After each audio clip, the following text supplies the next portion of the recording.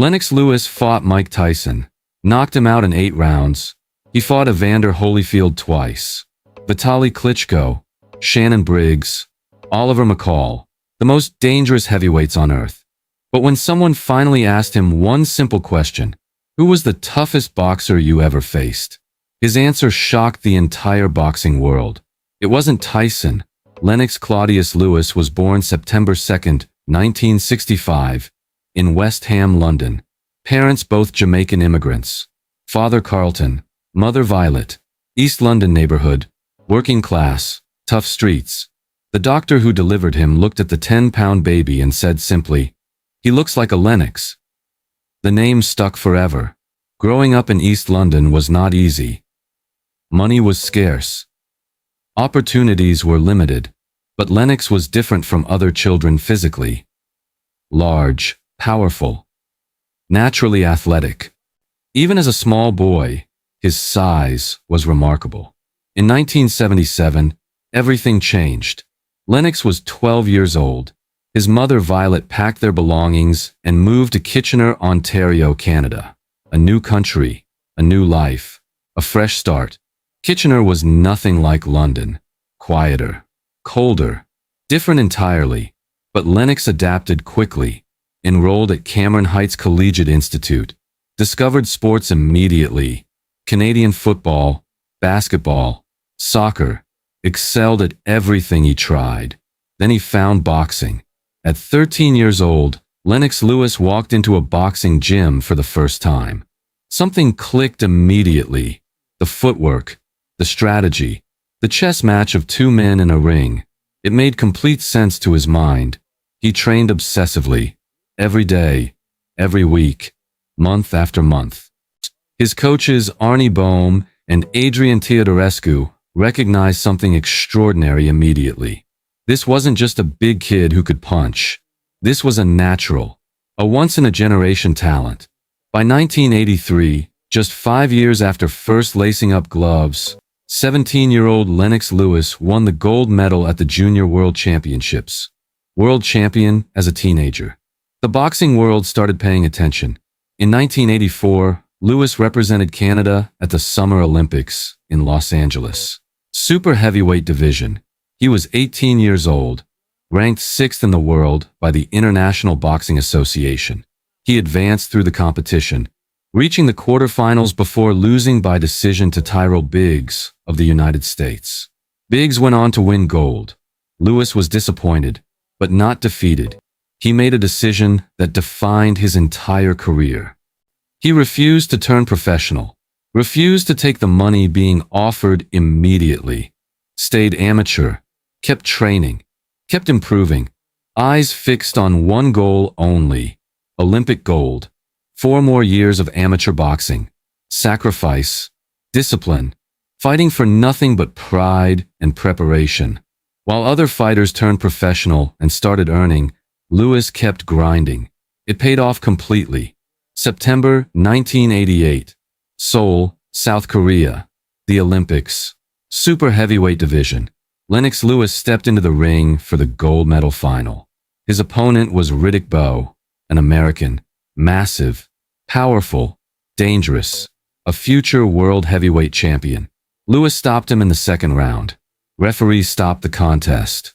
Gold medal for Canada. The first Canadian boxing gold in 56 years. Lewis stood on the podium holding the Canadian flag. So in 23 years old, Olympic champion, undisputed amateur king, the entire professional boxing world now watching. He turned professional in 1989. Returned to England to launch his career. Signed with promoter Frank Maloney. Won his first 21 fights without defeat. European title, British title, Commonwealth title. Destroying everyone placed in front of him. 6'5" tall, 84-inch reach. Straight right hand that could end fights instantly. Jab that controlled distance perfectly. Brain that calculated angles and weaknesses like a chess grandmaster.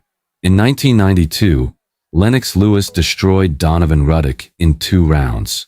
Became #1 ranked contender in the WBC. Riddick Bowe had become world heavyweight champion. Lewis demanded his shot. Bo refused, threw the WBC belt in a trash can rather than face Lewis. The WBC stripped Bo and declared Lewis the new WBC heavyweight champion. Lewis defended the title successfully, 3 times. Then September 1994, Oliver McCall, a massive upset. McCall landed a right hand in round 2. Lewis went down. Referee stopped it. WBC title gone. Lewis's response was methodical and cold. He hired a new trainer, Emanuel Stewart, the legendary Detroit trainer who had guided Thomas Hearns and countless other champions. Stewart rebuilt Lewis completely, refined his jab, improved his footwork, made him think deeper. 4 consecutive wins. Then the rematch with McCall in February 1997. The most bizarre fight in boxing history. McCall refused to throw punches in rounds 4 and 5. Began crying in the ring. Referees stopped the contest. Lewis recaptured the WBC title. By 1999, Lewis had fought everyone. "I'm beaten everyone." The heavyweight division had only one mountain left to climb. Undisputed champion of the world. One man stood between Lewis and that title. Evander Holyfield. The man Lewis would later call the toughest opponent he ever faced. The man who surprised the entire boxing world with that admission. But first, Lewis had to actually fight him. March 13, 1999. Madison Square Garden, New York City. Lennox Lewis versus Evander Holyfield. Unification bout. Lewis held the WBC title. Holyfield held the WBA and IBF titles. Winner takes everything. Undisputed heavyweight champion of the world. The anticipation was enormous. 2 undefeated champions. 2 Olympic gold medalists. 2 of the greatest heavyweights alive, facing each other at the absolute peak of their powers. Holyfield was 36 years old. Lewis was 33. And both men in prime condition. Both men prepared completely. The fight was extraordinary. 15 rounds of tactical, brutal, intelligent boxing. Lewis used his reach advantage masterfully. Jab after jab controlling distance. Right hands landing cleanly. Holyfield coming forward relentlessly. Heart of a lion. Refusing to be stopped. By the final bell, every neutral observer at ringside had Lewis winning clearly.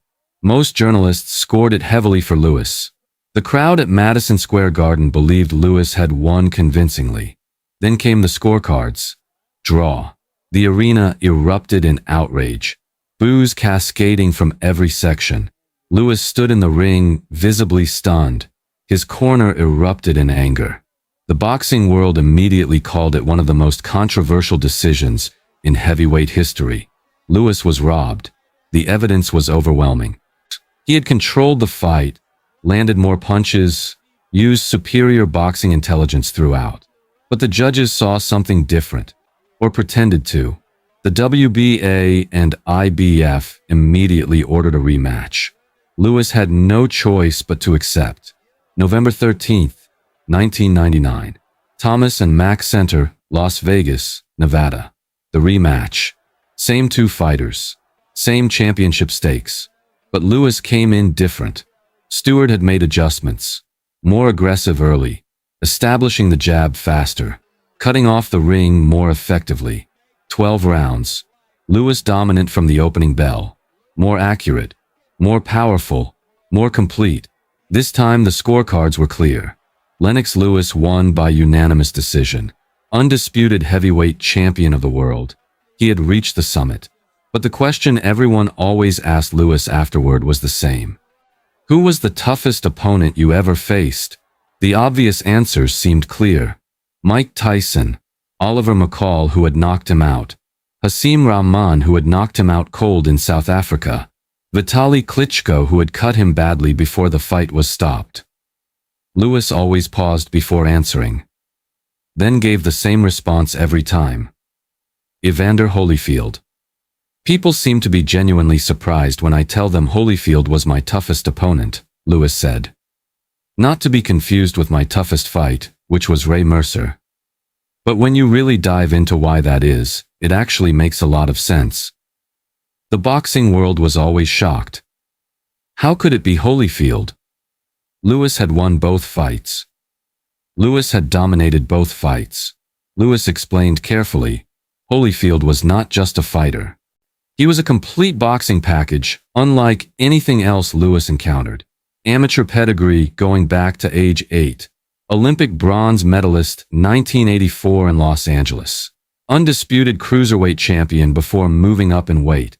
Then undisputed heavyweight champion. Holyfield's chin was granite. His heart was impossible to break. His ring intelligence matched Lewis's completely.